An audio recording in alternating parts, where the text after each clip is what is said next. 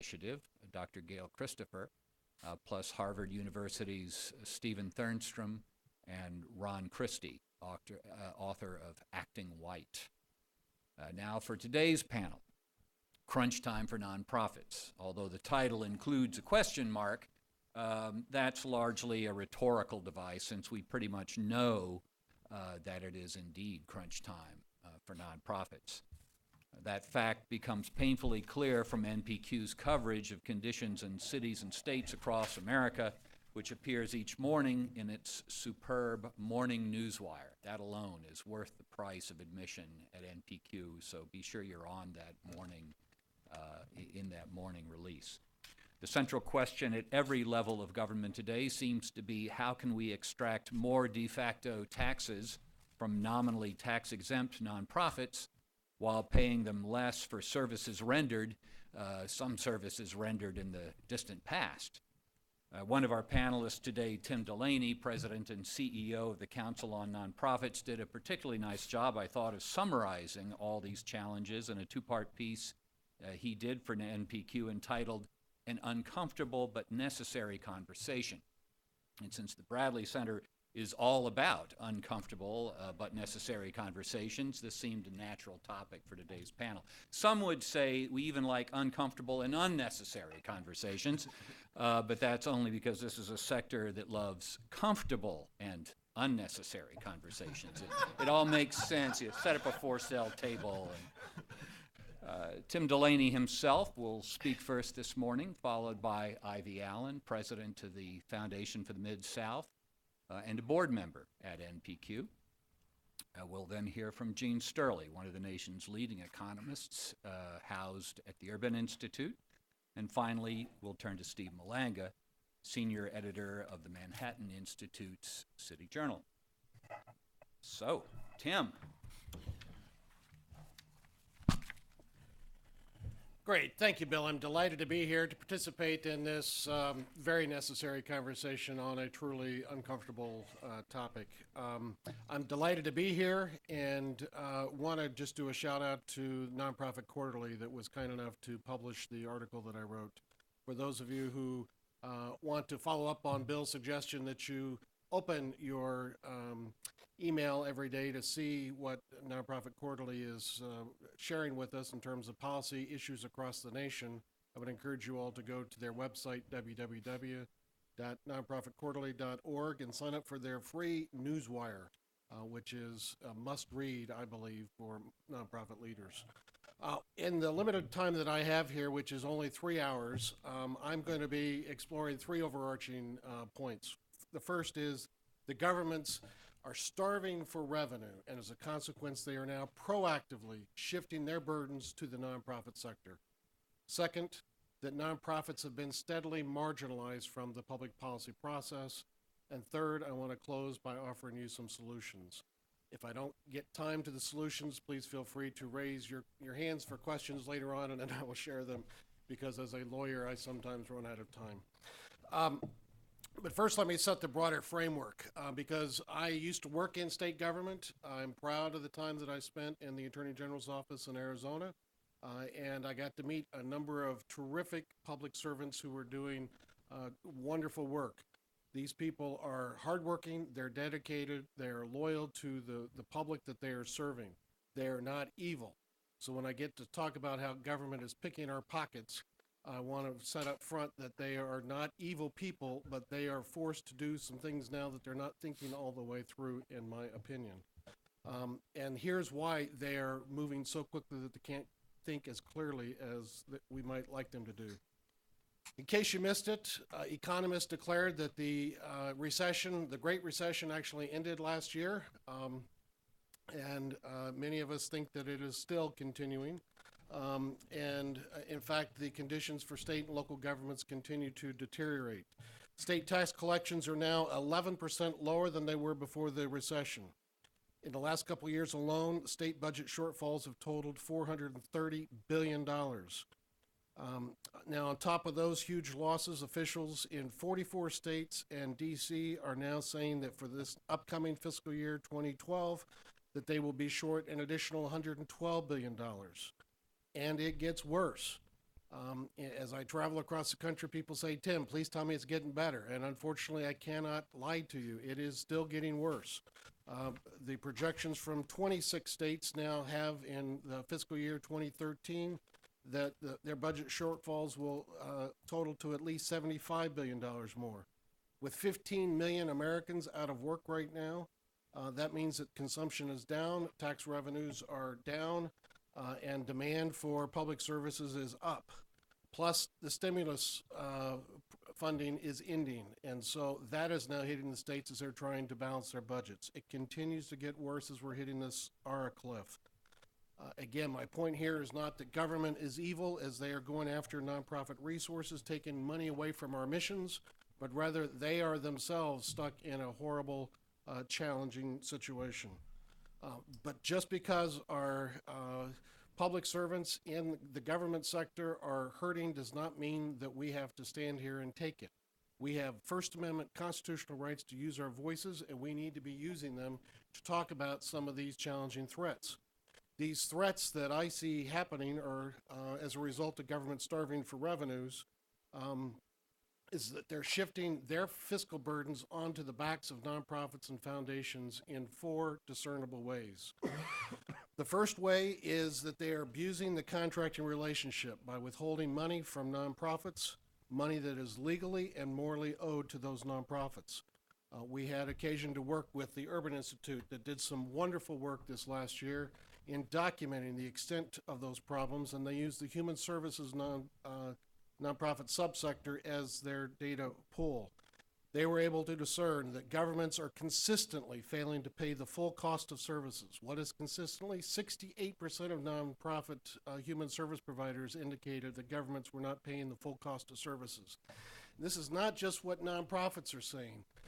The United States Government Accountability Office documented in a report that they released last year that with one federal program, one federal policy, one federal public policy that's driving this, that they went out and studied it. And if you were a nonprofit in Wisconsin, you could get reimbursed up to 14% of your administrative overhead. You're the same nonprofit doing the same work, the same public policy, getting paid by the same federal government. And if you're doing work in Louisiana, you only get 9.6% as opposed to 14% for administrative overhead. Why? Well, because the state of Illinois would then take a slice of that off, and Louisiana would then take a slice of that and keep it for itself. You think that's bad? Well, what if you're the same nonprofit doing the same federal public policy work in Maryland? Then you get 0% of your administrative overhead because the state of Maryland takes the full 14% and keeps it for itself. So the nonprofit is doing the work, but the state is keeping the revenue. What's wrong with this picture? Another example of governments not paying the full cost is that the research showed that 26% of the time nonprofits had to raise at least 50% matching funds. More than half of nonprofits reported that they had to raise at least 25% matching funds. Why is it that when we're talking about providing basic human services to individuals, our government is requiring nonprofits to go out and raise all this matching fund, and yet if we're going to be a defense contractor, we don't have to go out and hold bake sales and car washes? What's wrong with this picture? Why are we imposing these added burdens on the nonprofits? Why isn't government paying its fair and full share? Another documented problem was governments are frequently changing the terms of the contracts midstream. How are they doing that? 58% of the time they're changing the contracts after they started. I'm a lawyer. I spent 4 years of my life litigating, suing a state government that had changed the terms of the contract of a defense contractor that had the wherewithal to challenge that. Nonprofits don't have the money to sue the state to say, you're treating us unfairly. Governments are routinely paying late, 53% of the time. The complexification of the contracting problem. Normally, when you do something repeatedly, you reach a simplification process and it makes it easier. But when we're dealing with government contracts, what's happening in the human services area, there's this complexification, and it gets worse and worse and worse with more Band-Aids, more adjustments, more fixes, to the point that it is unworkable. We have an antiquated human service delivery system in America that needs to be fixed. We need to focus on it. And that's a problem 75% of the time. And 76% of the time, nonprofits reported complexification on reporting requirements. Who's against reporting? Nobody's against reporting.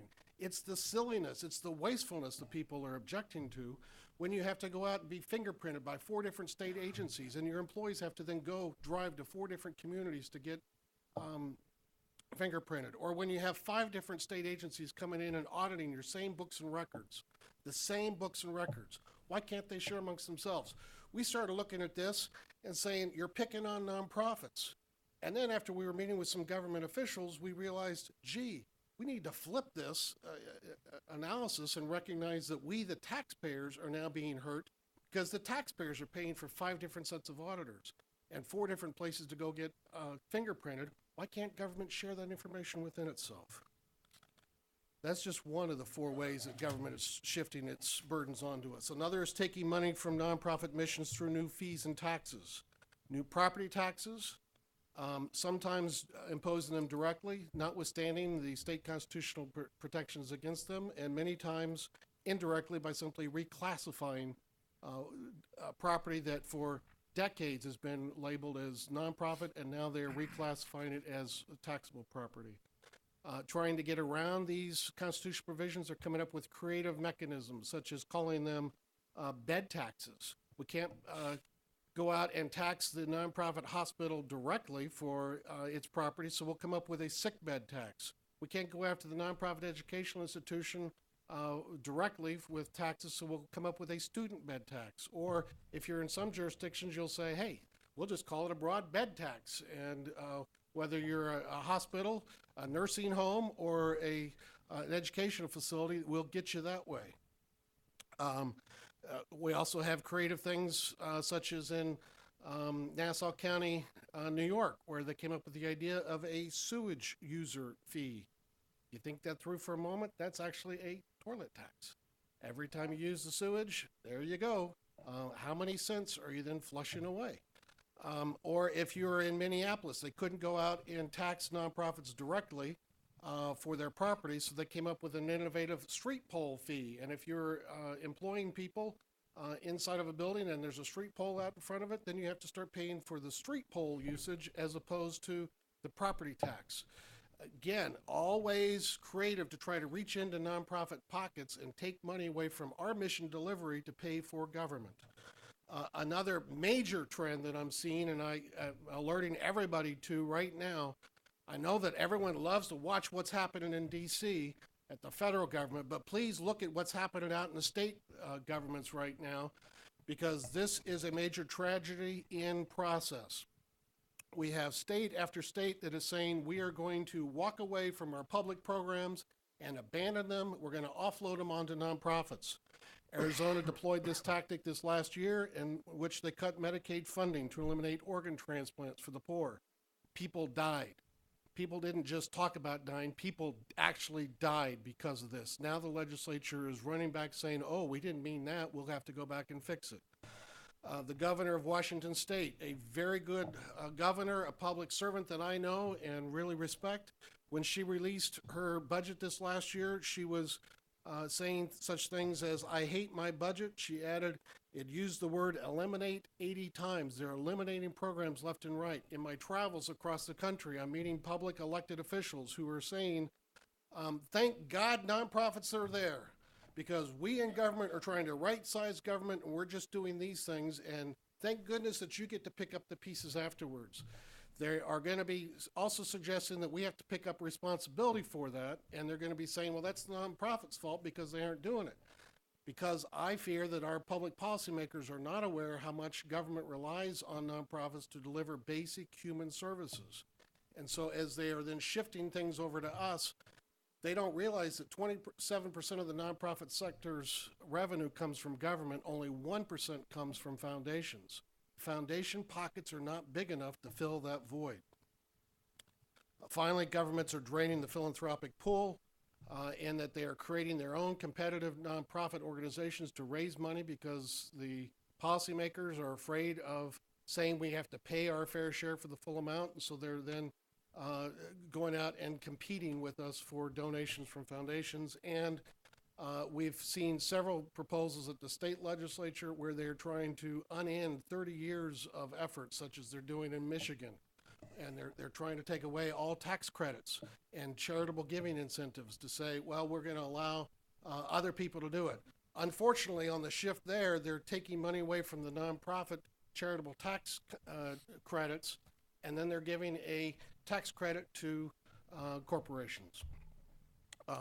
Nonprofits, unfortunately, have been playing a role in this process. It's not just government trying to take our money. Nonprofits have been sitting on the sidelines, not using our voice, not using our constitutional rights, standing up and saying, this is wrong. Do you understand what you're doing? And we've been marginalized from the process in 5 ways. We've been marginalized because professionals, attorneys, accountants, and academics are telling nonprofits, ooh, you can't lobby. Ooh, this is really horrible. Run, run. The L word is being used. And it is shameful that that's going on. It is no longer almost malpractice. It is now malpractice when attorneys are telling their clients they cannot lobby, when they're sitting on board saying you cannot lobby, when those lawyers have not looked at the actual laws. We must challenge our own legal advisors, our own accountants, and our own people in the academy saying, no, we can lobby. We have a First Amendment constitutional right. We have statutory rights to engage in lobbying. We must use our voices. Second, we have attention deficit order, or actually disorder, in that people have been told by the academy, by foundations, by government, and most of all by consultants, because it's a whole lot easier to engage in navel gazing. Let's look inside. Let's find out about ourselves. Let's do all these reports. Let's do all this stuff. Let's have an audit committee and a finance committee and this committee and this internal committee and all this internal stuff. And I'm not saying that those aren't important, but it's all become all internal, and we're not looking externally to having impact. That is why nonprofits were created, for an impact on the outside world, not on how nice and neat and tidy your 990 was. Look, there are no smudges outside the line, Mom. Look how wonderful I am. Well, you have an impact in the world, and the only way you can do that is to be engaged in change and making a difference, and we've got to raise our voices. The third thing are the structural barriers. We have no reserved seat at the table. Nonprofits have been left behind. We employ more than 13.5 million Americans. That's 10% of the American workforce. That's more than manufacturing. That's more than construction, finance, and insurance industries combined. Yet for 230 plus years, we've had no place to turn to inside government about nonprofits. We don't have a single legislative committee, subcommittee, task force, ooby-gooby, or anything else you might want to call it, at the federal level or any of the states focused on the health and well-being of the nonprofit sector. We have no person in government at a cabinet level position for 230 plus years focused on the health and well-being of the nonprofit sector, partners in our society. Until earlier this year, the new governor in Connecticut has now created that first cabinet level position. And I'm delighted to tell you, please keep reading the newswire on Nonprofit Quarterly, because you will be seeing soon announcements of other creations. And so we have headway underway there. Fourth, we have discriminatory process barriers that are just outrageous. Why is it, and I understand we cannot make political contributions, and I actually think that that's a good thing. The nonprofits should not be making political contributions, but because of that, we get sidelined. We're not heard as much. Another problem is when we're doing our lobbying, we have to fill out extra forms. We have to do extra calculations. Is it direct lobbying or grassroots lobbying? Are we communicating grassroots to the broader community? What is the great threat that the local hospice or the local food bank has to democracy writ large, that we cannot allow them to speak freely to their fellow citizens, to their fellow neighbors, but big tobacco, defense contractors, and others who are not paying any taxes either, as we're reading about GE and others, why is it that they can go out and talk to everybody without limitations, without having to jump through those extra hoops? Finally, nonprofits right now are struggling for our survival. And we find ourselves with limited time, limited resources. We need to have more foundations investing in nonprofits to give us general operating support so we can go out and do the good in our communities that needs to be done without having to do too much. Research has shown repeatedly that who gets to do the lobbying for nonprofits time and time and time again? It is the CEO, who's also in charge of board liaison and fundraising and psychiatric work with staff and everything else. And so we've got to find a way to empower and give the resources to our nonprofits so that we can have a voice. I see that I am way over time. I am an attorney. I will now apologize for that. The 3-hour PowerPoint slide program will go on later, but I would now like to turn it to my colleague to come up here, and I will invite questions about solutions later. Thank you.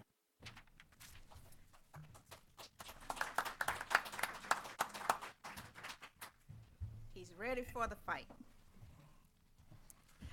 As Bill indicated, my name is Ivy Allen, and I serve as president of the Foundation for the Mid-South. And I'm going to come at it from the angle of the foundation believes that there's a role for advocacy in the work that we do and what we support. And I'll tell you a little bit about my institution before I go into the descriptors of what I support. The foundation serves Arkansas, Louisiana, and Mississippi. Those are 3 states that have limited resources. And although we are a foundation, we also serve in some parts of the 3 states as, quite frankly, the nonprofit organization that's there. So we're a combination of a community foundation and an operating foundation at the same time. And for us, when you talk about lobbying and you talk about those 3 states, you're correct. Those are 3 states that have limited budgets. There are continuous budget cuts in there that's going on right now in those states, and so that is a challenge. But we as a foundation support advocacy. We also support general operating support to the nonprofit groups that we work with.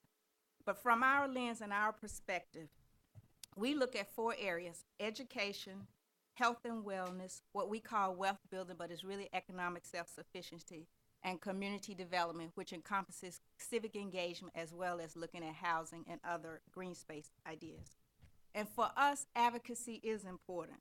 We believe that change, quite frankly, doesn't just come from addressing basic needs today, but it comes from addressing those inequities, and that's where advocacy plays a role.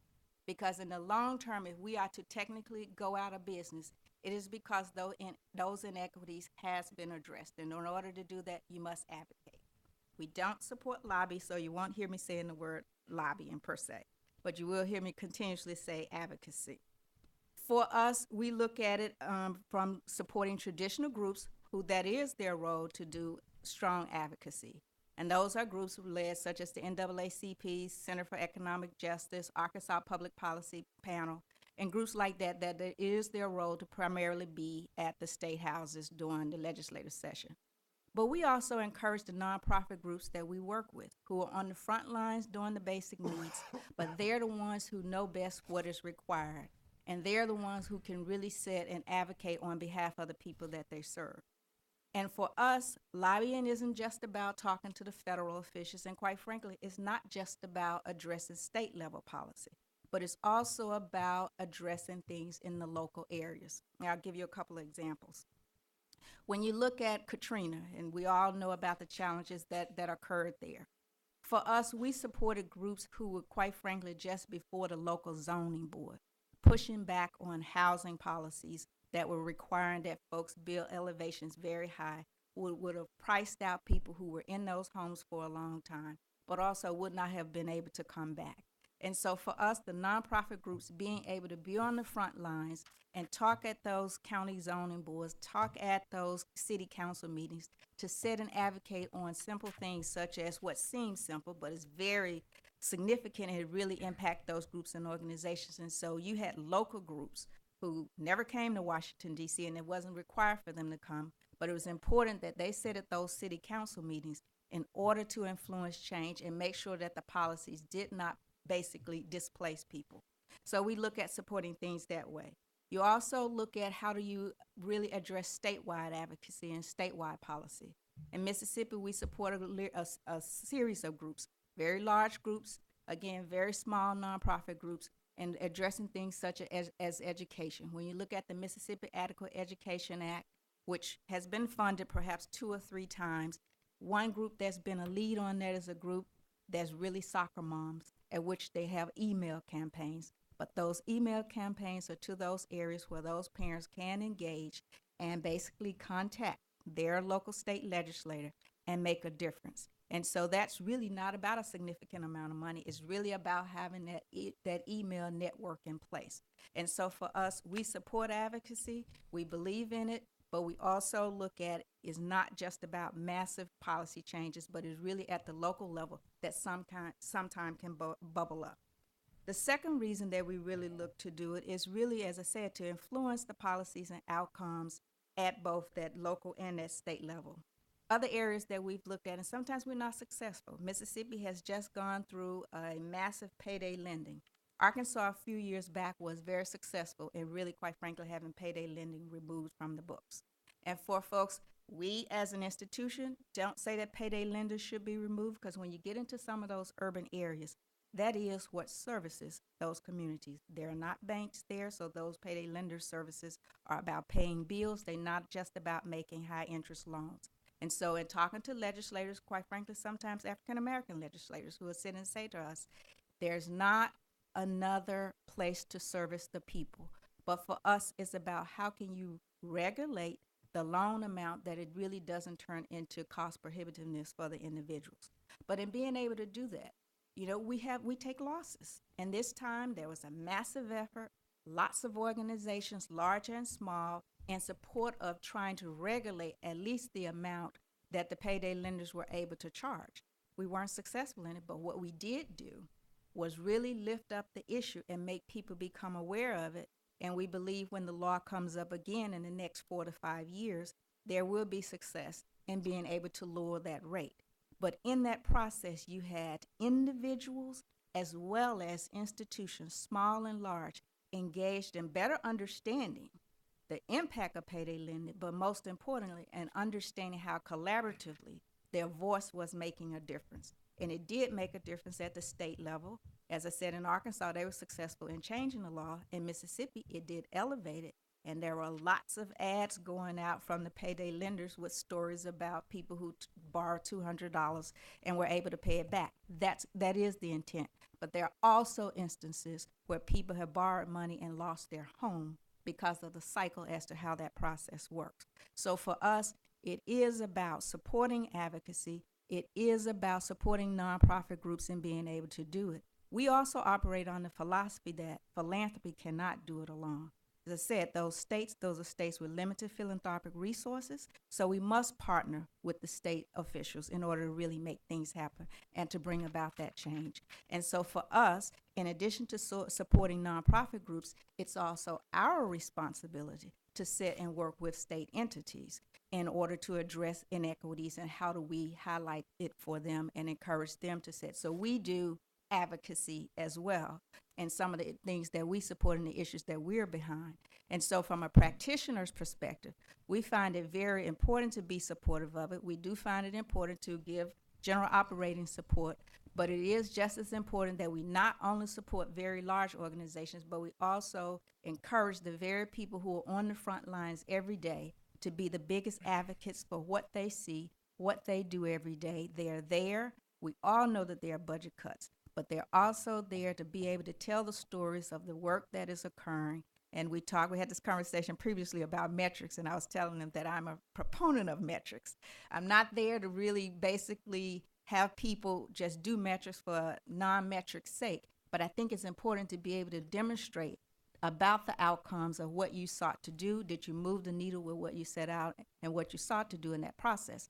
So I'm a proponent of it from that perspective, Bill, so we'll be all right there. But I do think that metrics also help move the policy agenda, and being able to set and combine those two, support folks with the voices. But let's not think of it strictly as we have to move federal policy, because I think sometimes at the local level it can move up to the state level, and ultimately the goal is, if you can and if you will, to move it up to the national level. But advocacy is about being able to make a difference, and as I said earlier, Our goal is to go out of business, and to go out of business, we've got to advocate for much more resources than what the private sector has to make changes come about. Thank you.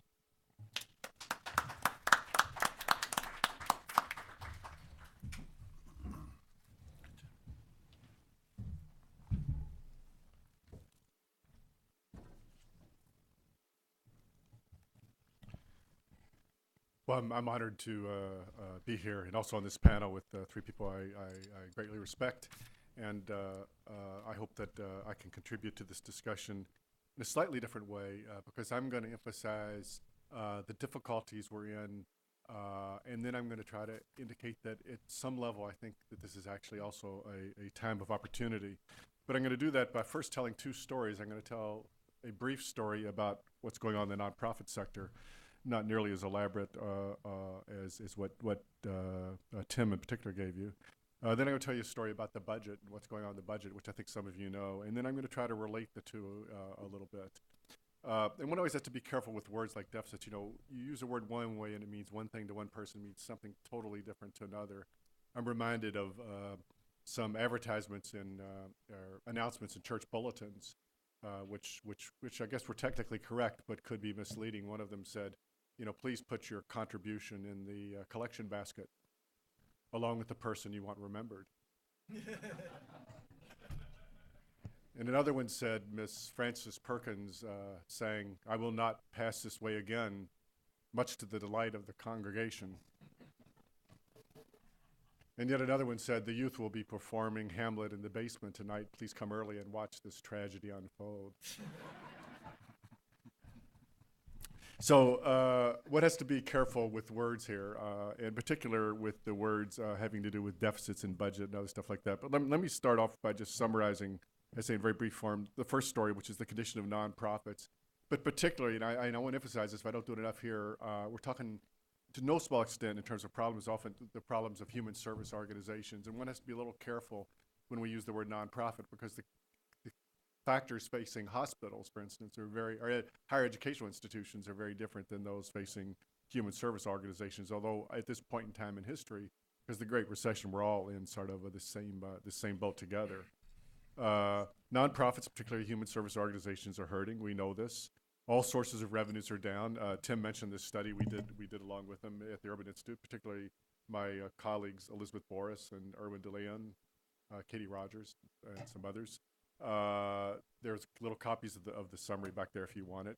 But all sources of revenues are down. The foundation donations, grants are down. The individual donations are down. Government agency payments are down. Corporate donations are down. Investment income is especially down. Even if you didn't have a huge capital loss, you certainly aren't getting much on your interest payments today. So the recession hit, and it hit very hard.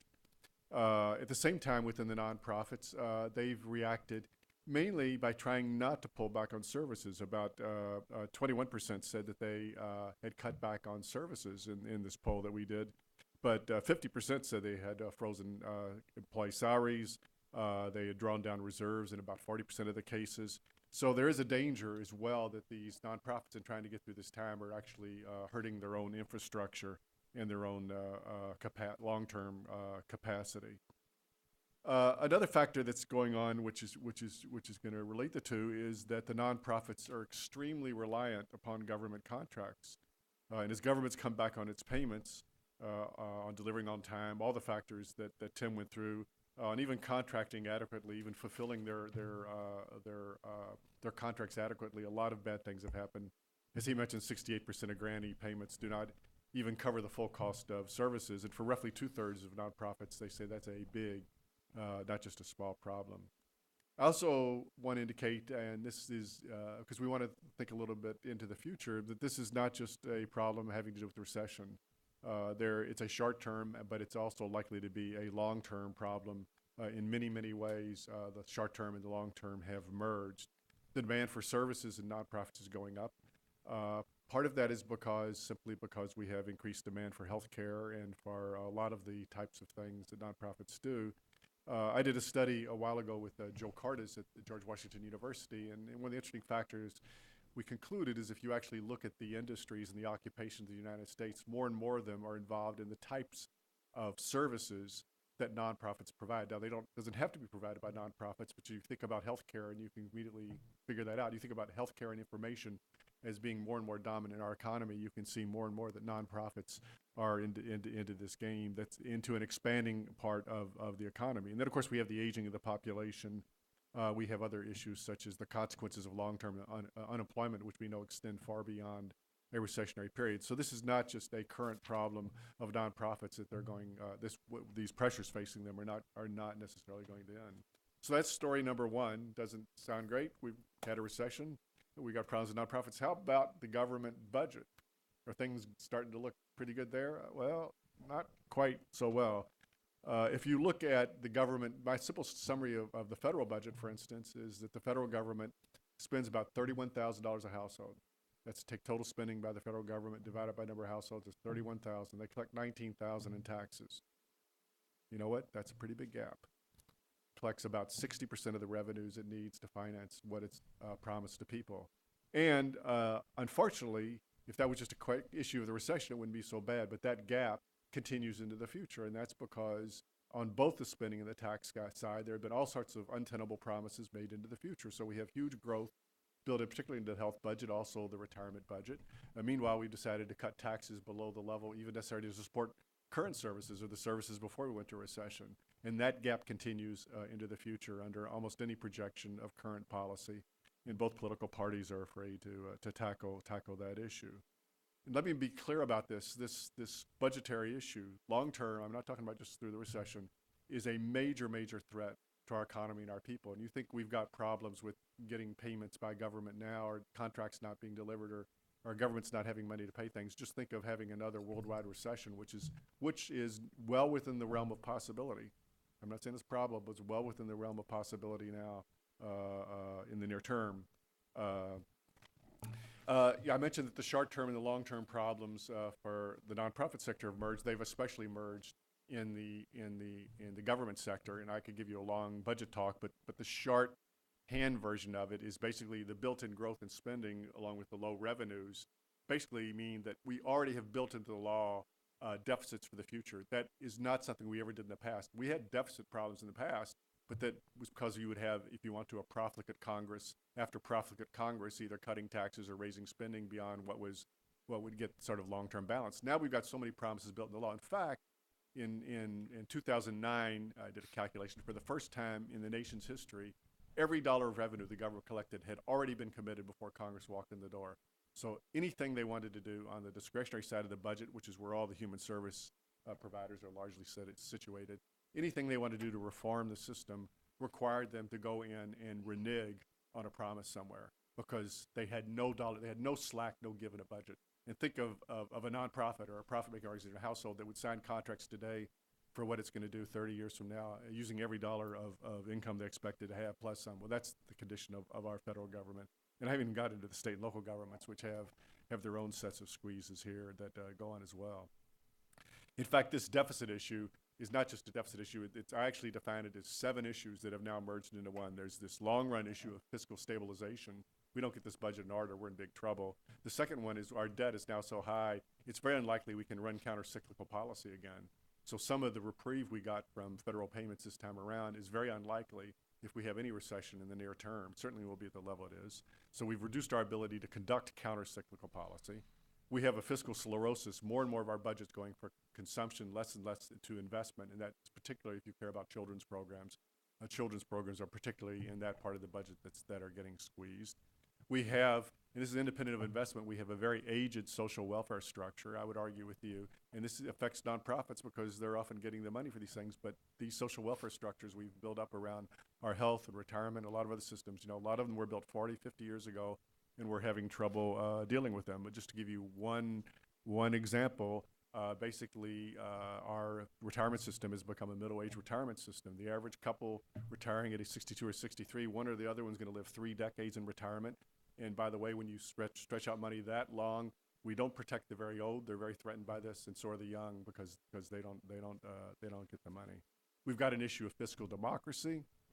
I think basically we've built into the budget so many promises for the future. We're telling the young, by the way, we older generations, we've decided this thing. We've decided to keep low taxes and high spending growth rates. And by the way, we've already determined your future budget. You shouldn't be voting for the type of government you want in the future. We've got a classic, what I call prisoner's dilemma. I'm being very shorthand here, but a prisoner's dilemma in this case means that I think actually both political parties are right, that if they give in too easily to what the other party wants, they just lose. They lose both politically and they lose in terms of their agenda. And so that's part of the reason for the stalemate. And I mentioned earlier, we've got this inability to fix things because politically we've got this very interesting and very unique dynamic that to do anything, whether it's for nonprofits or anybody else, to do anything as a government now, you've got to renege on some past promise. And that's not easy as a politician to go in and say, by the way, I want to help Bill Shambra here because the Hudson Institute really needs some help. But by the way, to do that, I've got to cut back on some health benefit somewhere, or retirement benefit, or whatever else you want. And so that this is a real fix. And I'm emphasizing this because my bottom line from all of this is we're in this together. And so the question is, how can the nonprofit sector and the government sector approach these issues? Because for many purposes, not every purpose, but for many purposes, what nonprofits do and what government do have the same public policy aims. I mean, we're basically there trying to serve the public. Yes, at times we're substitutes, at times we're adversaries, but I would say in large part we're often complementary to each other. So let's merge these issues. So how are we complements? Well, among other things, and just to give you the size of the government in this scheme of things, government social welfare function is about 20% of GDP. The nonprofit sector, if you look at charitable contributions alone, it's about 2% of GDP. So nonprofits, among other things, as government has gotten more and more into social welfare, the relationship between nonprofits and government has really expanded. And we see that especially in areas like contracting, because what the government has done more and more is contracted out to nonprofits, which now puts nonprofits very much in a situation where, especially if they get larger, they are largely dependent upon what they can get from government, not as much even on the charitable contributions. It's obvious in the case of hospitals and higher educational institutions, if you think about it, but it's also true for a lot of other nonprofits. So how do we approach these issues in the future? Well, I think among other things, we need at both the nonprofit level and at the government level, we need to a lot better plan for growth. We don't just need to plan for what we do in recessions. I think part of our problem at the government level, but part of the problem at nonprofit level, we did not plan well during periods of good times for what was going to happen in bad times. I'd argue that things like the foundation payout rate is badly designed for this. You know, we can have a higher or lower average rate, but we need one that's more counter-cyclical and not so pro-cyclical. I think government, this would be in line with, I think, Tim was advocating, although we haven't heard all of his solutions. Government needs to recognize its extraordinary dependence upon nonprofits. As I say, whether for good or ill, nonprofits are increasingly dependent upon government revenues. In fact, little statistic, there was a significant drop in government employment, almost like 2% of the labor force over about 2 or 3 decades. It was exactly matched by an increase in nonprofit employment. And you start to ask what went on. Well, what was largely going on is the government stopped doing as much directly, and it started doing a lot more in contracting out to the nonprofits. Again, think of health and higher education, and it starts becoming a little bit obvious. You know, basically, in a lot of nonprofits, we are, to no small extent, government workers, albeit under a contract. So for governments, this has often been a good deal. This is sort of an interesting issue too. I don't have to get. I mean, not always a bad deal for the nonprofit either, but it's been a good deal because when the government contracts out, it often gets cheaper labor than it does when it contracts directly, and it also, which is a threat to nonprofits, it often does not have the same long-term commitment, right, for that particular program being permanent. So in some ways, government has actually found a way to engage nonprofits to get a better deal. If it's going to get a better deal, then I so wholly support what my colleagues here at the table say. Then it needs to be fair to the nonprofits it's dealing with.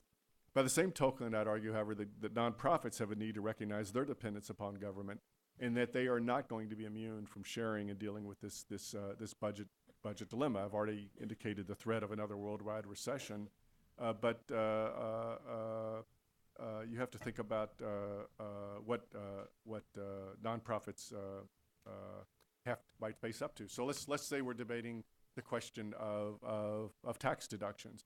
It's not clear that every tax break that nonprofits get is well designed. I could make an argument before you here, I won't, that in my view, the income tax deduction is much more justifiable than the property tax deduction, in part because there is a case for local governments to charge for some of the services they provide to nonprofits. We can argue what that level should be and what's the ideal level incentive they give, but I would suggest to you that nonprofits should not necessarily take a stance that every break they get and every break they get under some status quo is what they want, that the ideal world we want is not the status quo, because quite honestly, we're not going to have a status quo in the future. We're going to be raising taxes and we're going to be cutting spending, and it's going to affect all of us. And nonprofits, as members of nonprofits, we need to figure out how we're going to play in that game. So I've gone long enough. I'm just going to end up with conclusion. I don't want you to think I'm a pessimist. You know, the definition of a pessimist is someone when he looks around when he smells scent of flowers, looks around for a casket. So I think in part that what we're about as we go through this period, this really rough period, I think we're really about trying to figure out how we invest in our future. And to give you the positive side of this, you know, government revenues over the next 10 years are going to rise by $500 billion to $1 trillion. Now, a lot of that's already committed to programs that maybe it shouldn't be committed to, and it's a good deal that's now going to go for deficit reduction. But when we're talking about dealing with these budget issues, we're actually, in the ideal, talking about how can we reorient our government back to investing in our future. You know, deficit cuts are not just cuts. The deficit cut is an can be, if done correctly, an investment in the future, just as if as a household you decide to consume a little less and save a little more so you can finance your kids' education or whatever else it can be. There's another side of the balance sheet, and that is the investment side of what's going on. And I would argue that that's sort of the attitude we should take. Remember my figure, the government spending is $30,000 a year, add in tax subsidies, it's $10,000 more, add in state and local spending, it's $10,000.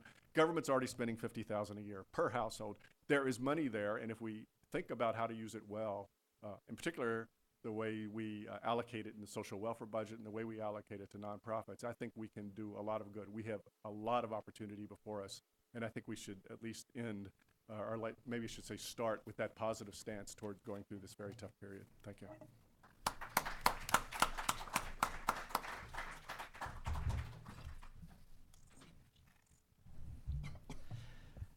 In looking over Tim's piece and also the study from the council and also the Urban Institute study, it was clear to me that people went quite a ways to look at the problems that we face and the depth of the problem that the country in general face. And I don't want to spend much time on that, except I just want to add a few little things that I think about the nature of the problem. First of all, at the end of last year, the Best Practices Committee of the National Governors Association put out a report. They called it the Great Reset. The reason they called it the Great Reset is they said this is not like your typical recession, because of the length and the depth of the recession, and because what's behind this recession may be a fundamental restructuring in our financial services, which may mean we actually have fewer resources than we thought. And they went into some detail about this. And again, if you just look at tax collections and how today they're still slightly below where they were several years ago. In some areas of the country, they're below where they were 4 years ago. This is not your garden variety recession. And so the reason the National Governors Association called this study the Great Reset is because they said it's time to reset government in America, which means at all levels of government, but particularly at the state and local level, which they're concerned about. That means asking yourselves, what are our priorities? What can government do? And then they went through all the different things that the government does right now. But the thing that they pointed out, which kind of echoes what's already been said, but I want to talk a little bit about the state and local level, is that part of the problem right now is that it's not just that tax revenues have been down and that spending is continuing to go forward, but that a lot of the spending that's going forward is spending that is essentially been earned already, but we just haven't collected the revenues for it, which means that it's already locked in place. Let me give you an example of what I'm talking about. In January, when the president froze federal salaries and people say, well, that's not going to do anything to solve the federal deficit. Because, entitlements are a big part of the federal deficit, and federal salaries are even a small part of discretionary spending, and they're right about that. However, at the state and local level, compensation has become the game. 30% of all state budgets are employee compensation, including benefits and health care, and 55 to 80% of local government spending is compensation. 55% in the big cities like New York and Chicago, up to 80%, 75 to 80% in our mid-sized cities. And a lot of this compensation, as I said, is compensation that is not being earned right now, but has already been earned, and we just never put the tax revenues aside for it. And so the amount of flexibility that some of our current office holders have on their budgets is very low, startlingly low, particularly when you get down to the city level. And our big cities deliver services themselves and contract for services. New York City has a huge social services contracting budget. I believe there are 3,000 social service contractors in New York City alone. Flexibility is enormously limited as a result of that. Every day they're getting bills. New York City is a perfect example. When Mayor Bloomberg started in office, it was spending $1.5 billion on pensions. It's now spending $8.5 billion a year on pensions. That's $7 billion in a $64 billion budget. That's just money that has to go there. Los Angeles now has to spend 18% of its budget on pensions alone. It was spending 4% of its budget on pensions. And that's now. All of these cities have gotten bills. They've gotten bills from CalPERS, the California Pension Association. They've gotten bill, which all says this is what you have to pay in the next couple of years. The school districts in New York City have gotten a bill. They're paying not New York City, New York State. And they're paying $900 million a year in pensions into the teachers' pension systems. That's going up to $4.5 billion in the next 5 years. We've calculated that if property taxes alone have to support that, and property taxes support education in New York, property taxes alone will have to go up 3.3% every year just to pay the pension bill in New York. So these are numbers that provide office holders with very little flexibility. Now, this has caused them to do things that are unconscionable. And as someone who's written any number of stories and investigations into the way states and cities are using budget gimmicks, I am well aware of what they are doing on the contracting level. Illinois is the prime example of this, but California is doing the same thing, and so are a number of others. And it is really disgraceful to a certain extent. The problem is that they're not just doing it to nonprofits. I'm sure you understand that. They're doing it to their small business contractors. They're doing it to all their contractors. They're doing it to other governments, states which have committed money to school and to municipalities, and then just simply haven't sent that money out, even to other states. California sent IOUs to scripts, if you will, to Nevada because Nevada was helping California fight fires, and California said, "Sorry, we can't pay for this right now. Here, take an IOU." And they've done it to taxpayers. Now, I'm not talking about tax increases. Tax increases are part of the political process. That's one thing. But in places where the tax increases weren't enough, they said, towards the end of the year, California did this. They simply started last year withholding more money out of everybody's paycheck in California, knowing that they were not going to be able to keep this money. They started it. They did it in November and December, knowing that in April, when people filed their taxes, they'd have to send it back. And then they said, well, we can't send it back right now. We're going to send it back in June. Tax-free loan. I'm not even sure how that's legal, but that's what they did. And part of that problem is it creates a problem because when you stand up and say this is horrible, people say, yeah, but they're doing it to everybody, as if that justifies it. But that is part of the issue right now. Now, one of the good things about the fact that this recession has been going on for so long is that the debate is not theoretical anymore. As I like to say, because it's going on so long, virtually every office holder in America right now, except maybe for a few U.S. senators, has either been elected or gone through a re-election cycle in this new austerity. So there's no surprise about the platforms they've run on. There's no surprise about the debate that's going on. The only issue is whether you as as a constituency have managed to get your voice into that debate. I mean, I say this because was at speaking before a group just last week that was mostly Democrats in New York State, and some of them were shocked at listen to me, Andrew Cuomo's budget. I said, how could you be shocked? He ran on this platform in November. He was just elected in November. He's doing what he said he was going to do. I don't understand how you could be shocked. If you look around the country, what you do see is a variety of responses. Illinois voted differently than New York, which voted differently than New Jersey, which voted differently than Connecticut. So you see different responses. You see tax increases in some places. It is depressing that Illinois managed to increase its taxes by 66% and still did not cure its budget problems, which will tell you a little bit about what's going on there. But we are having this debate around the country. And it is that's, I guess, a clarifying fact. But the problems are so deep that the solutions are not easy. And I think that the average voter has trouble grasping this particular cycle versus other cycles. One thing that I think we're seeing, and people ask me, well, what's the solution going to be? And I focus most of my, sort of expertise on state and local government. They go, what's the solution going to be? Well, we have 50 states. We have tens of thousands of governmental units. We have 15,000 school districts alone in the United States. There's not one solution. And the states are going in very different directions. And that includes the nature of the solutions. And what I mean by that is that we are seeing everything from compromise to confrontation. There are quite a lot of places where this intractable problem of pensions and long-term benefits, there is in fact a spirit of compromise, and we are seeing people sort of negotiate their way through this. And then we are seeing confrontation. And yours is not a constituency, an industry that I think thrives on confrontation, but we're seeing both avenues around the country.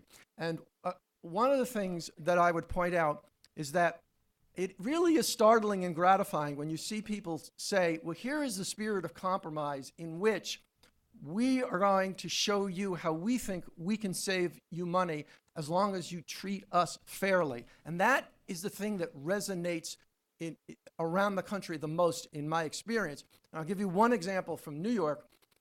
Andrew Cuomo said when he came into office, we have to do something about our Medicaid program. It spends twice as much per capita as any Medicaid program in the country. Even the New York Times in news stories now has an adjective bloated. They put bloated before Medicaid whenever they describe it. It's just like it's in their move blockade, automatically goes in there, and that's the New York Times. So Andrew Cuomo said, we have to do something about this. Well, you talk about nonprofits not lobbying. Well, hospitals in New York have to be nonprofit. They are nonprofits. Well, they're the most powerful lobbying group together with the public sector unions. I don't know what their lawyers are telling them, but believe me, it's not don't lobby. In fact, they have run the largest lobbying campaign in terms of dollars ever in New York State was run by the public sector, the healthcare workers, together with the healthcare, with the hospital union, with the hospitals. But anyway, Andrew Cuomo said, we have to do something about that. Perhaps because they saw the way the vote went, the hospitals, the service providers, the clinic owner, the clinic operators, the for-profit nursing home operators, the unions got together, and they've put together a plan to save him $2.7 billion because they said, oh yeah, by the way, yeah, we know we can do things better in the state. We can actually continue to deliver services and just do things better. And oh, by the way, not all these services are necessary. He did not, as far as I know, at least publicly twist anybody's arm, although privately he twisted a lot of arms. But the point is that is an approach that I think is just fits with the reality right now, because it's very hard to simply say, don't take it away from me in these circumstances, because there are a lot of people who have a legitimate sort of argument that we just don't have the resources right now. And in particular, I'll say that economists and macroeconomists are now talking about a very popular book by an economist by the name of Tyler Cowen. Many of you may know him. The book is called The Great Stagnation. And in this book, he talks about how the next 40 to 50 years will not be like the last 100 years, not because of any government failure, principally, not because of any human failure, but because we went through an extraordinary period where great inventions like electricity and the steam engine really essentially changed our lives and moved human lives ahead and moved productivity ahead and standard of livings at a pace that we've never seen in history before. And we haven't done anything like that in the last 40 years. And so we simply can't expect the same level of resources. Extremely controversial, interesting, but the point is maybe nobody's really completely to blame. About the budgets, yes, but maybe nobody's completely to blame about a certain limitation of resources. And there's still a big debate about how we allocate or reallocate them. But maybe there's just a new reality. And so I think that to stand up and say, to give you an example, Tim, you talked about the complexity and the bureaucracy of contracting in so many places. Many reform governors have immediately put together groups to say we have to do something to not only trim government, but to make it more efficient for people and to make it more efficient for business and to do business in the state. And the businesses and the chambers of commerce are all running and being a part of this and saying, look at all the ways you can not only make business easier in the state, but you could also make government cheaper in the state. I think that the nonprofit profit community ought to be a part of that in places where that's going on and saying, because look at how much we spend on this. Not only that, but look at how many people we employ, and why can't we have an efficient government for us too, not just for small business, not just for property tax owners and so forth. So I think that there has to be a recognition of the limitation of resources and a new way forward, which just doesn't say, and this doesn't just apply to you, but everybody, we're essential, therefore you can't hurt us. Because for at least the next 5 to 6 years, there's a new reality out here. There is as the National Governors Association said, there's a great reset going on, and we all have to participate in that, and it's not going to be easy. That's all. Thank you very much.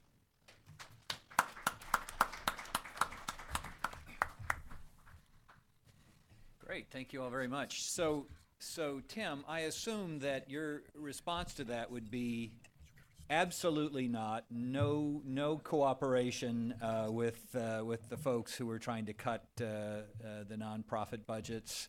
Fight them tooth and nail from the get-go. Is that a fair assessment of your platform?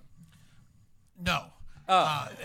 Actually, we are advocating, and I'm glad that Steve raised the streamlining commissions, because I'm really proud of the fact that the special report that we issued at the same time that the Urban Institute issued its report on the government contracting called for the establishment of these streamlining commissions to say we can do it better, but nonprofits need to be at the table, and that's happened in Texas, in Illinois, and in Connecticut, and New York. It's happened in a variety of places where nonprofits have actually been part of the driving force to say we need to do it better, but we need to be at the table as it's being done.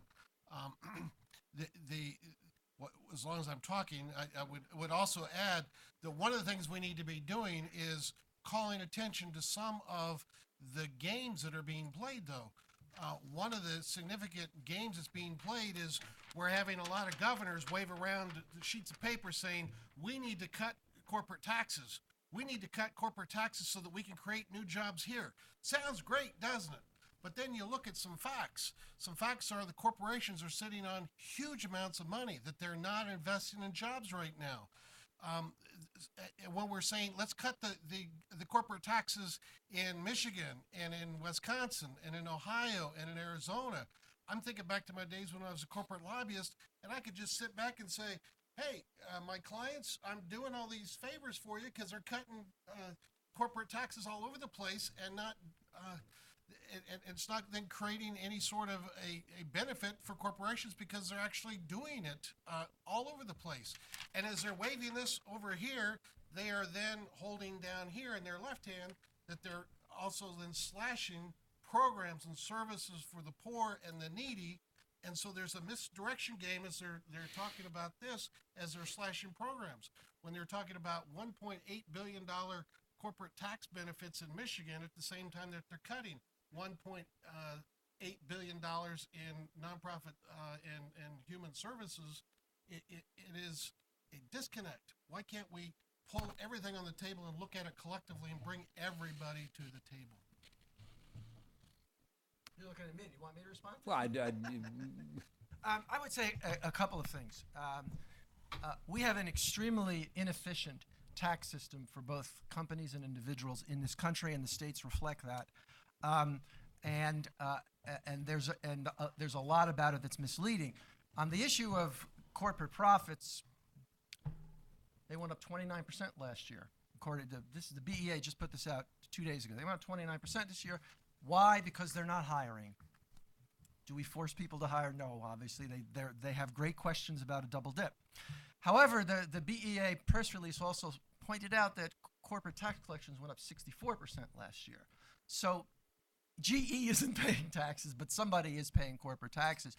Our problem with our tax system, both individually and corporately, is it extremely inefficient because it is extremely unfair, filled with loopholes, so that some people do pay and lots of other people do not pay.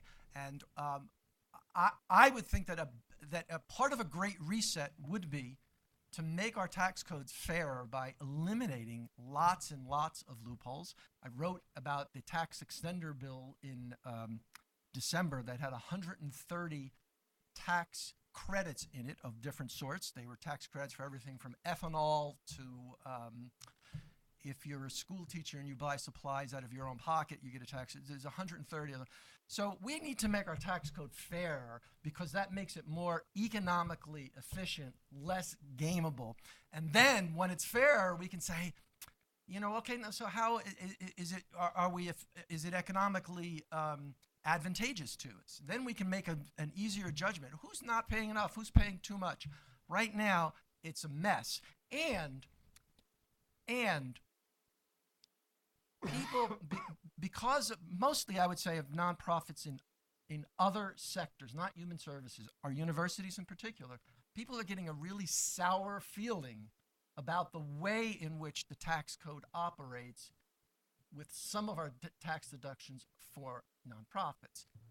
And everybody gets put into the same barrel there. It's another reason, I think, to have reform so you get a clearer idea. And you mentioned GE, and the story of the '86 tax reform. It was not only personal income but corporate income tax, and one of the reasons for it was because when Ronald Reagan heard that GE was paying no taxes in the mid '80s, he used to be a spokesman for GE. He said, "How did this happen?" And so we flattened out our corporate and our personal income taxes back then, and in the last 25 years, we've added back all the loopholes, and everybody has a reason why we should do it because everybody has a favorite, a favorite tax deduction, and I think it's extremely inefficient economically. Yeah, Gene, did you want to get on this? I'm not sure we could get a long discussion about Right, tax sure. reform. I Yeah. actually was the economic coordinator of the Treasury study in '84 that led to the Tax Reform Act of '86. And I also testified before the Debt Commission for 2 hours on tax expenditures, which actually partly led to their deciding to really go after them in a major way. The only thing I would say about a lot of these tax issues, I think they're really complex. My own view, and I don't want to get too off on a tangent here, is that probably higher income people do pay too little tax because they basically can avoid it. It's not necessarily the rate. However, I don't think that the solution comes easily through the current tax code. For instance, I think it's very hard for states to collect corporate taxes. I think it often doesn't make that much sense at the state level. It makes more sense at the federal level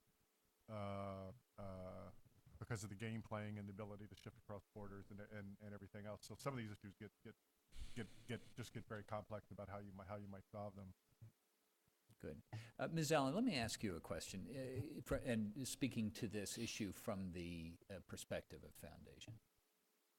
And the Foundation for the Mid-South, as you pointed out, services an area of the United States where, it's earned something of a reputation for having not the highest level of services in the country. What do you see? You're facing this. I assume nonprofits are coming to you with the problems Tim described. Are you planning? Is the Foundation for the Mid-South planning on involving itself in this issue of budget cuts at the state and local level? And if that's an uncomfortable question or an irrelevant question, how would you sort of speak to your fellow foundation CEOs about that issue? Would you suggest, is there a strategy you would suggest that addresses the kinds of issues that we've heard laid out here? It is a challenge for nonprofit organizations that are affected by the budget cuts. One of the things that we found that there are not a significant number of organizations down there that really go through working with the State Department for some of the human services. They really look for private sector to really kind of sit and address it. And so there are some particular, perhaps in childcare and other things like that, where they are impacted by the state as to when they receive their resources. But most of the money comes from federal for the groups there. So we do have it where there are some groups who are struggling from a budgetary perspective in the timing of when they do receive it. And so we do try to help where we can, and for us it's about general support as opposed to making up for the shortfall and being able to sit and address it. From a budgetary perspective, we do sit and monitor the state, and we do sit and talk to our various state representatives, but we don't see our role as simply making up that backdrop of where the shortfall comes about. And as I said earlier, our role is really how do we work together, because it is a limited set of resources there. And so not only my institution, but other foundations down there as well, we all have very small budgets as to what we can do. So we cannot basically make up a shortfall. So we have to figure out how to work together with it. And you'll find that not only from my institution, but the other foundations in the region as well. Gotcha. Very good. Thanks. Good. Oh, yeah. I was just going to offer that I think it's important for us all to recognize how this has a major ripple effect on other nonprofits.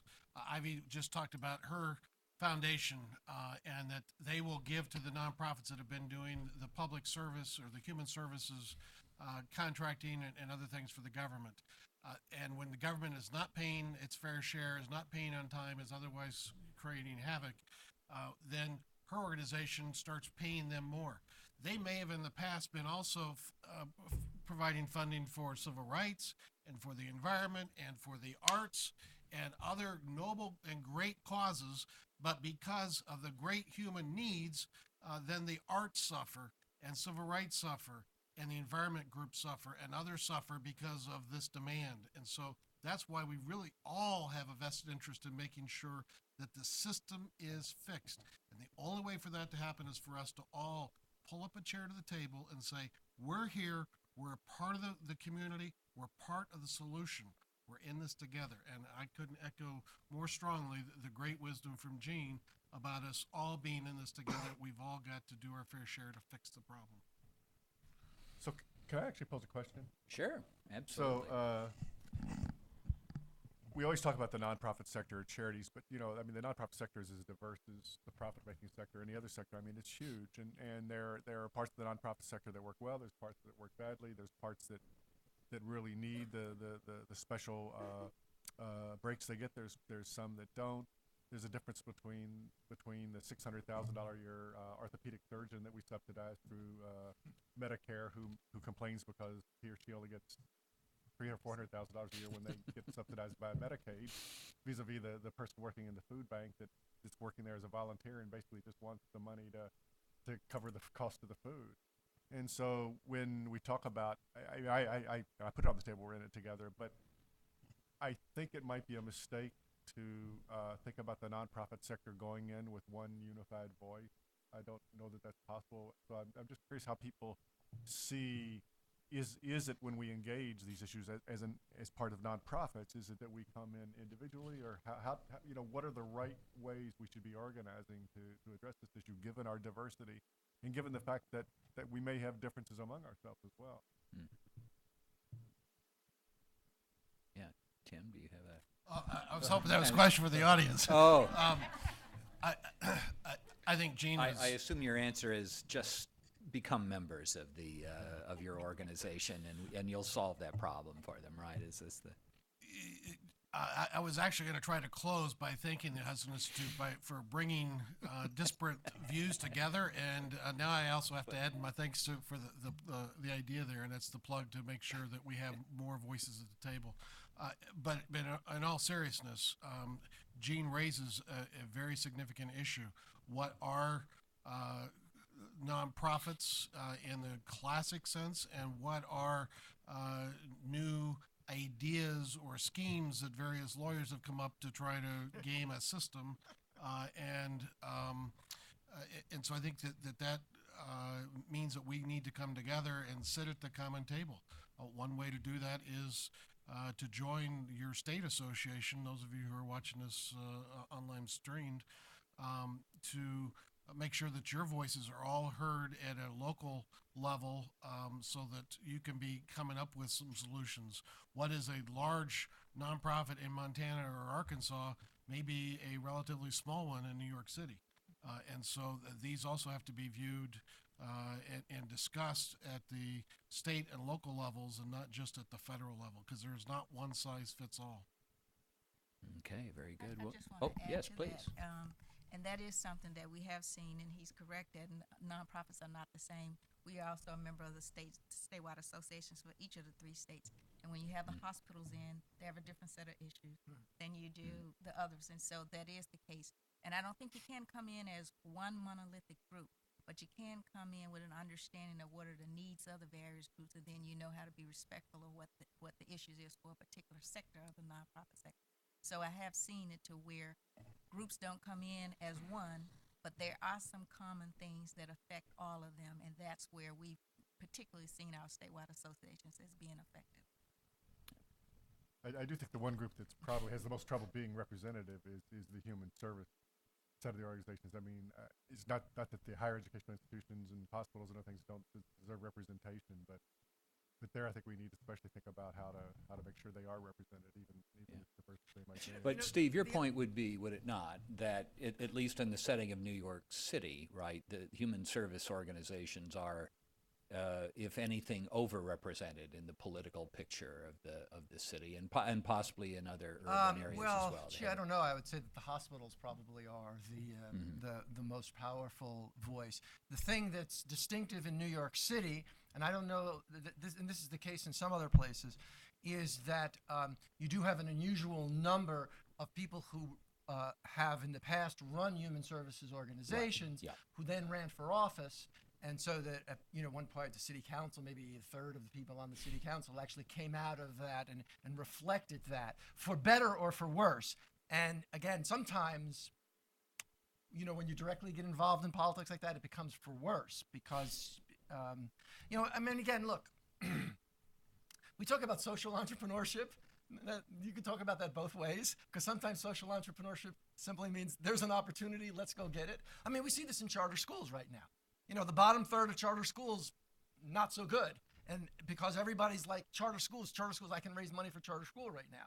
Not necessarily. So that is a problem. And clearly in New York City, where you have a culture where the council actually has money to give out, and so you need to have had these, I don't know how closely you've been paying attention, but we've had these scandals where they've just used earmarks to give out money to nonprofits that weren't really performing anything, including a Scientology nonprofit that was doing cleansing, but they were getting government money to do it, and cleansing of people who went through 9/11 and a lot of stuff like that. So that is a problem.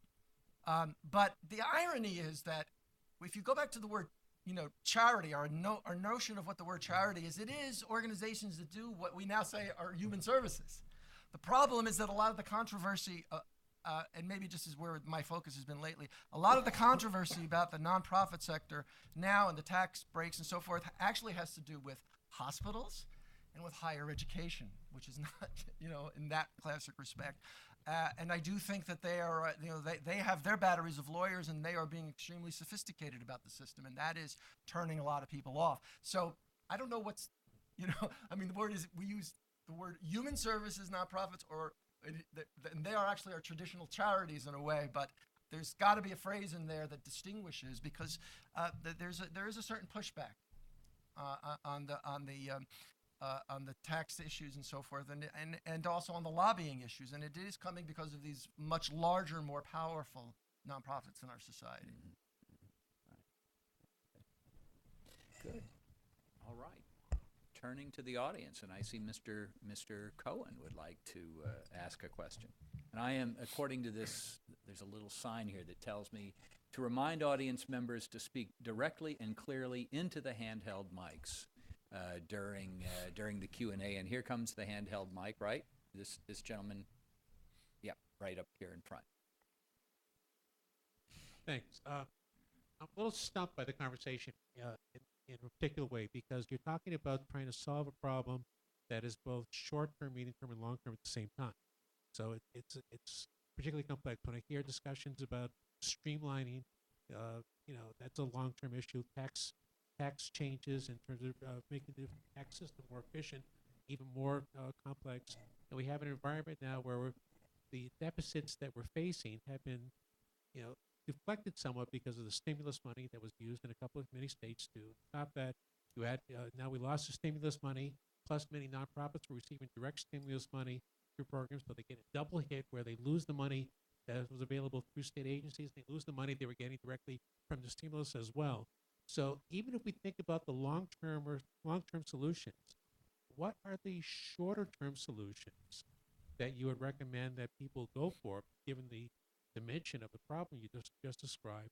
And if these solutions aren't found, how does the nonprofit sector get reshaped or restructured? What does the nonprofit sector look like? It was the human services sector, but I'll take a nonprofit sector based on Tim's analysis of the sort of the reverb impact that occurs.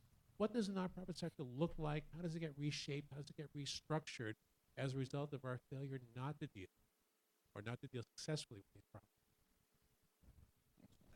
Let me answer in a very quick way, and I'm not sure everyone else wants to jump in. I don't think there are easy answers at all short term for anybody, because again, a lot of these deficits are locked in place unless we have tremendous concessions and everyone just says, so when you ask how does it get restructured over the short term, well, for instance, I think it was the Urban Institute's study maybe that had, there's that we broke it down to eight sectors in terms of, how people deliver services, and it's arbitrary, but you can, I think that governments start asking the question, what are the priorities in terms of the kind of services and that we have to fund, as opposed to the kind of services that we would like to fund, kind of services that keep people afloat versus the kind of services that might have a long-term impact on their lives.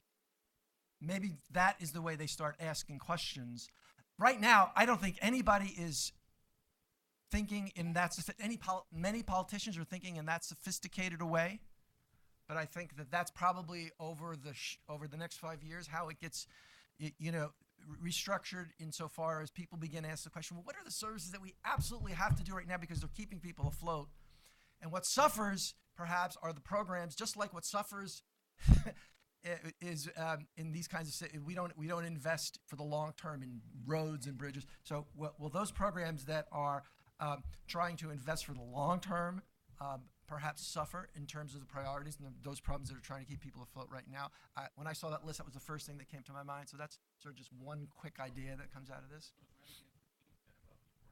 Oh, listen, believe me, everybody, no one doesn't believe that, but if you don't have the money now and you don't have it in the future, it's awfully hard. Well, I don't know whether it entirely goes against it. I mean, there are investments and then there are efficient investments. I mean, I think a fair amount of literature now says, for instance, that if our issue is children, the earlier we can interact with them, the more powerful are our interventions. And that's true whether we're spending more money or less money. That actually says if I'm in a period of cutback, let's not cut back on the nurses' help for the pregnant women, which has been through various studies shown to be a fairly effective device. I personally, beyond that, it's my own belief is I think the children's budget is much more of an investment budget than is a lot of the other parts of the budget. So I actually would push there, although to some extent now I'm talking about what government does and how government allocates its resources as opposed to maybe part of your question was what can the nonprofit sector do in terms of its advocacy. I would love it if parts of the nonprofit sector would start differentiating a little more as to what I don't mean that they're going to come to unison, but what they value most, rank a little bit better. Where are the priorities, both for the resources that come through them, which, by the way, I include health and higher education, everything else, versus the resources that go for other purposes. But I don't think, I don't think there's an easy answer to your question. I mean, as an economist, I say, let's really dig in and try to really make choices along some reasonable social cost benefit analysis of what really gives us, the most bang for the buck right from the start. It's your point, Gene, about about having the nonprofits themselves begin to talk about what works and what doesn't within their sector. That we haven't heard much about that. I mean, the voice is fairly, at this point, non-discriminating. It is, you can't fight, you can't cut back these services because they're essential for various reasons. But there isn't a voice in the nonprofit sector that says, okay, look, well, a little bit like what Steve Lang was saying. Okay, we will come to the table and we will agree that there's, a couple of $1 billion in the way we do this right now that we could save if we did it a certain way. Isn't there? I mean, can't we get more of that from the nonprofit sector, and can't foundations be helpful in that? In other words, not the don't cut anything voice, but the all right, it's time for us to join with the others and say, yeah, some of these programs we admit haven't worked very well, and we should back off. From a foundation perspective, I think they do it every day. With their limited resources, there are choices being made. Now, when you ask in the nonprofit group, somebody that's serving the elderly versus somebody that's serving the child, you're never going to get them to sit and say, well, I'm going to forego the elderly services because we now need to focus on the child. And so from a nonprofit perspective, each group that's out there very much believes that his or her passion point is what they're serving. And so they believe in it and they're fighting for it. But from a foundation perspective, where you have limited resources, you can't have every issue as your priority. And so you do it every day. And, that doesn't mean that some things, are not good. But it also happens when you see foundations not able to give resources and you see nonprofits collapsing, whether they're merging and indirectly perhaps there is a tacit indicator that this is not as important, but it's not meant to be that way. It's just about with limited resources and where do we see that we can move the needle. And therefore, those are the things that we're going to focus on. And you do have foundations working a little bit closer together and collaborating and pooling their resources to really try to see a difference. And so I think you've seen that a lot over the last 5 to 10 years than what you saw earlier. So I think indirectly they do it every day. Hey, can I ask a question, a follow-up with respect to that? And that is to reverse this process. And is there anything that government can learn from the way foundations have to make their choices? Yeah, Because exactly. they've all had to make those choices. And is there a way of bringing the conversation up or is that just a naive assumption? No, that's a terrific question. It's What a good occurred question, to me. and Yeah. with foundations, I think some of it may even be that some things they believe should be left to the government, and so that may be why they're making the choices about it. And so it's not always that, it's not worth doing. It's just with the limited resources, here's what we can do. But again, I think with government, when government serves all the people, it's very difficult to make those choices and decide which ones are more important than others. I agree with you. I think most people would argue that 0 to 8 studies sit and say to you that you should significantly invest in it. But also, when you're in a area where you may have a significant elderly population, and so you've got to really focus on how do we service the elderly.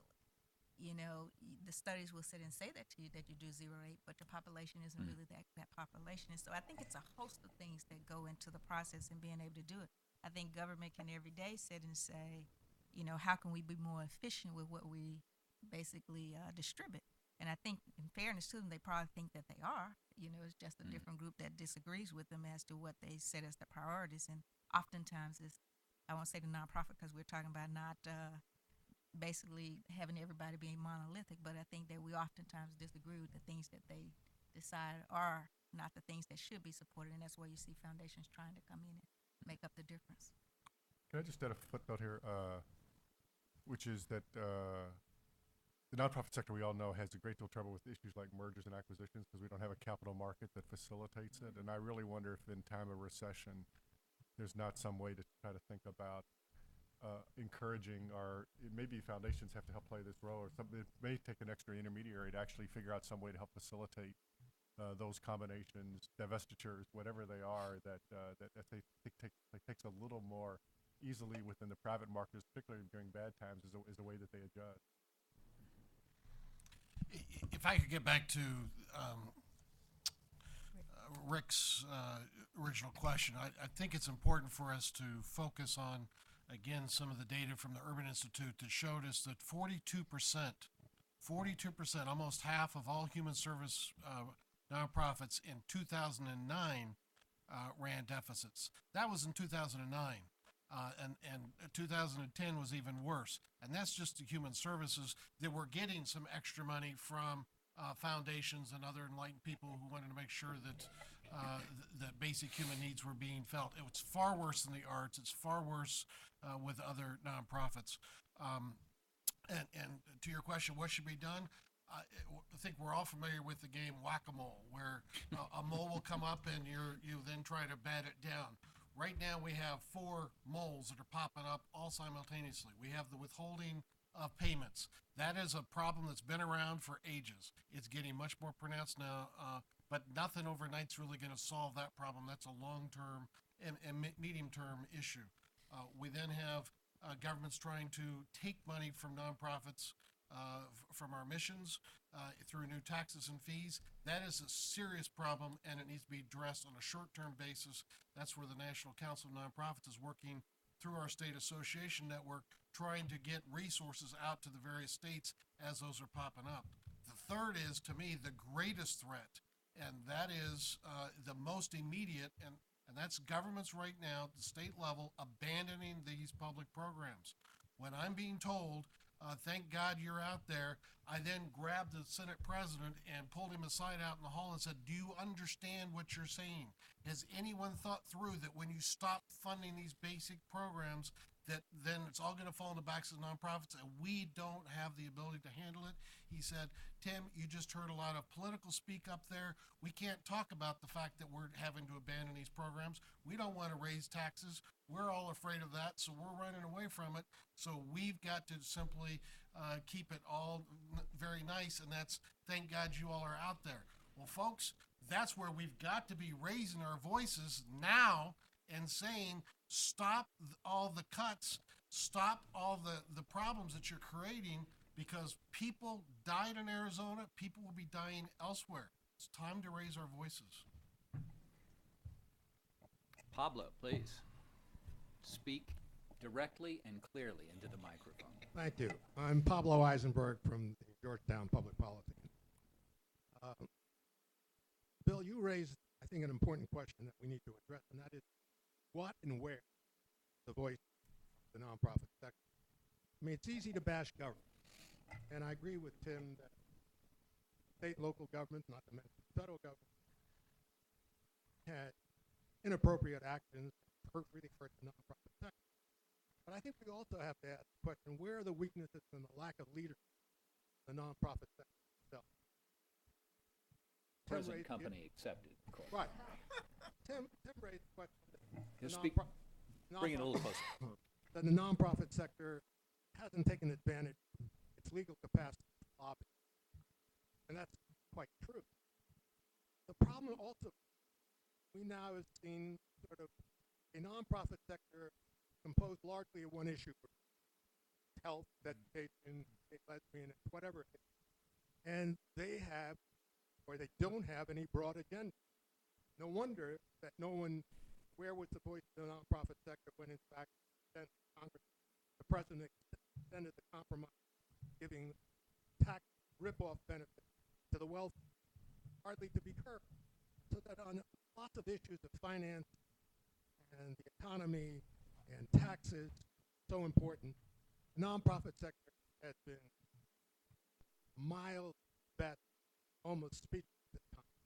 So that's a serious issue. Also on the question that we have hospitals and universities that are 50% of the wealth and income of the nonprofit sector. A egregious in its policy, waste of money, not addressing serious issues. The nonprofit sector has not held those groups accountable. There is very little oversight. You occasionally have common cause in, in, in one of the states, Kansas, that harping on the way the university handles its money. But aside from that, there's just no oversight. So here we have real weakness in the process that voices are either not heard or sometimes they're heard only.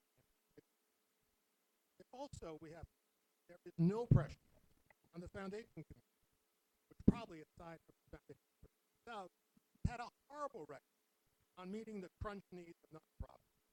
They have cut back rather than they're giving. They're not giving to where they should be.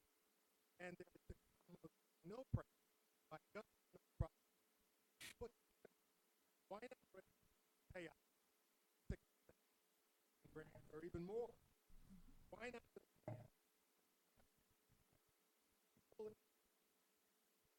by pay? There's been no policy. The Council on Foundation, they were back that would provide federal of endowment to help grow. The federal government help create endowment. Where are billions of dollars in foundation money?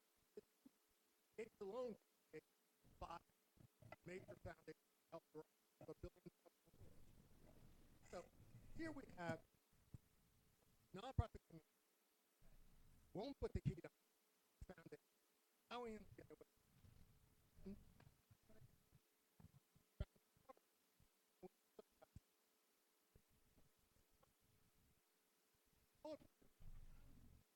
The capacity of nonprofit leadership to address those big not to get heard on foundation.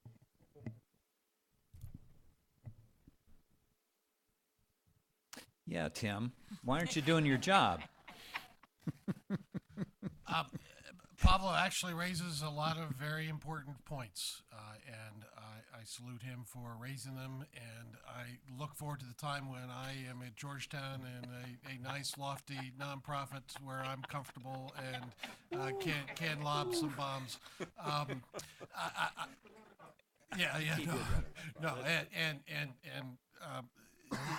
again, in all seriousness, he raises very important questions, and I will confess that I somewhat sidestepped things in getting back to Rick's question originally because Bill had really teed something up quite nicely, and I wanted to get back to Rick's comment, and that is, I think that Bill's earlier questions just before last really went to what can foundations be doing and in terms of government, and I think that it presumed that the foundations are neutral. And I believe that oftentimes when foundations, again, present company excluded, enter the room, that they have their own agenda that they run, and that while they find comfort in being a 501c3, they are not the same as nonprofits in terms of the charitable aspect, but simply the private foundation aspect, and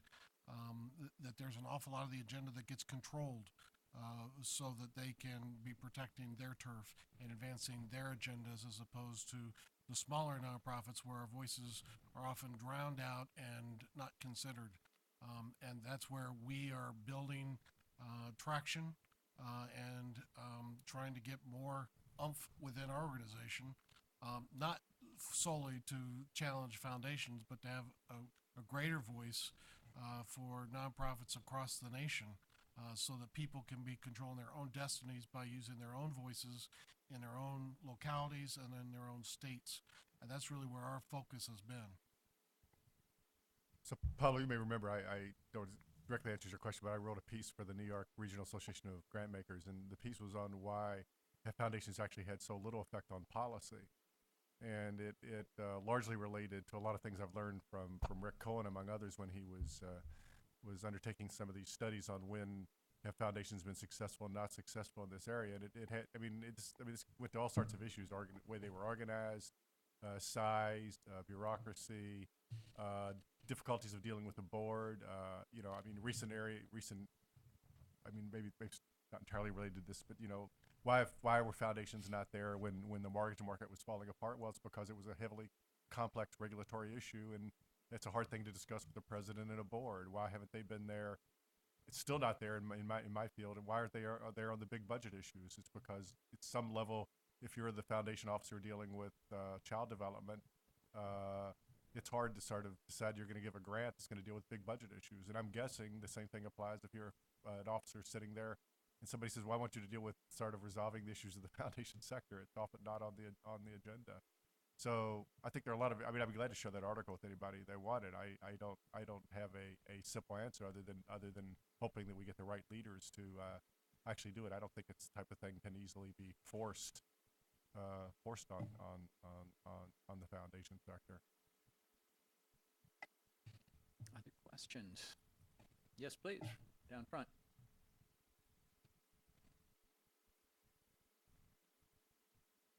Thank you.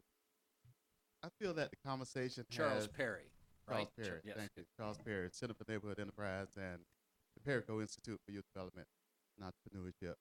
And I feel that we're letting corporations off the hook. Seems like most of the conversation has been geared to fiscal policy and the dependence on the government for nonprofit survival, when I think that the percentages you gave in terms of taxes collected versus expenditures per citizen, I think corporations get more from communities than they give back.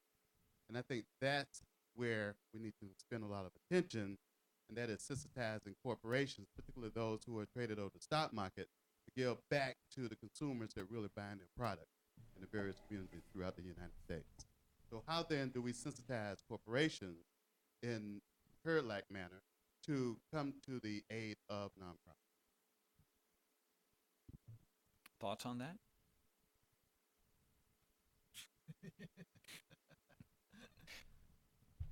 Are you suggesting that corporations should be taxed more heavily? Is that the idea, or that they should be?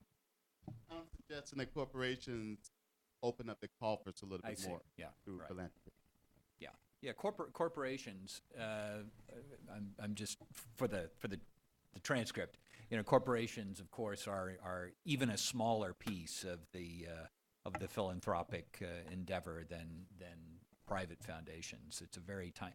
And going to your point, of course, those of you who remember President Reagan's Private Sector Initiatives Task Force, there was a great deal of focus on getting corporations to do more. There was a talk about sort of replicating the 5% club of the Minneapolis foundations and whatnot. So is there anything one can do by asking corporations to be more generous in this situation?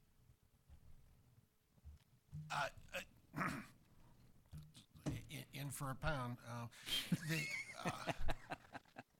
corporate giving had been about 2% or just slightly beneath 2% for a long time, and then it started dipping, and now in the recession it's fallen off quite a bit. Corporations are now talking about, gee, why don't we measure how much our volunteers are giving? Let us measure how much we're giving through excess goods that we can't sell. And just taking up space in our warehouse, so let's give that away and give us credit for that.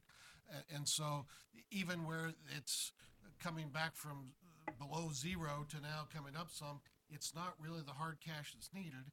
And a lot of it is attempts to then import their wisdom to say, this is how we do it in the corporate sector. We want you to start counting widgets the same way.